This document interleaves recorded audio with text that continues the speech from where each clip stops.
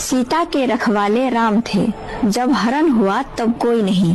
द्रौपदी के 5 पांडव थे, जब चीर हरा तब कोई नहीं। दशरथ के 4 दुलारे थे, जब प्राण तजे तब कोई नहीं। रावण भी शक्तिशाली थे, जब लंका जली तब कोई नहीं। श्री कृष्ण सुदर्शनधारी थे, जब तीर लगा तब कोई नहीं।